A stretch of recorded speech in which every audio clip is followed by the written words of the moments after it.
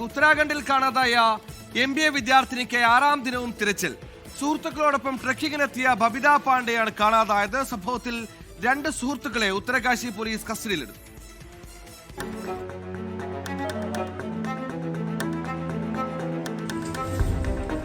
നൈനിറ്റാൾ സ്വദേശിനിയായ ബബിത പാണ്ഡെ ഈ മാസം 29 മുതലാണ് കാണാതായത്.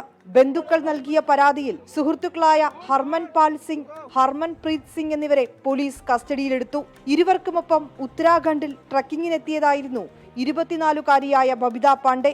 ഉത്തരാഖണ്ഡിൽ നിന്ന് ബുഗ്യാലിലേക്കുള്ള ട്രക്കിങ്ങിനിടെ ബേസ് ക്യാമ്പിൽ നിന്നാണ് ബബിതയെ കാണാതായത്.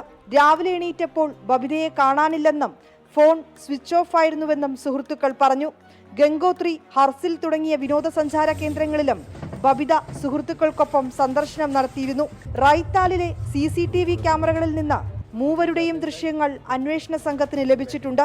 സംസ്ഥാന ദുരന്ത നിവാരണ സേനയുടെയും വനം വകുപ്പിന്റെയും നേതൃത്വത്തിൽ 150ഓളം പേരടങ്ങുന്ന സംഘമാണ് ബബിതയ്ക്കായി തെരച്ചിൽ നടത്തുന്നത്. സ്നിഫർ ഡോഗുകളും ഡ്രോണുകളും ഉപയോഗിച്ചാണ് തെരച്ചിൽ. അതേസമയം ബബിത പാണ്ഡയ്ക്കും സുഹൃത്തുക്കൾക്കും വ്യാജ പെർമിറ്റ് ഉപയോഗിച്ചാണ് ട്രക്കിങ്ങിന് അനുമതി നൽകിയതെന്ന് കണ്ടെത്തിയതിനെ തുടർന്ന് ട്രക്കിംഗ് ഏജൻസിയായ പ്രോ മൗണ്ടന്റെ രജിസ്ട്രേഷൻ താൽക്കാലികമായി റദ്ദാക്കി. 24 ഡൽഹി.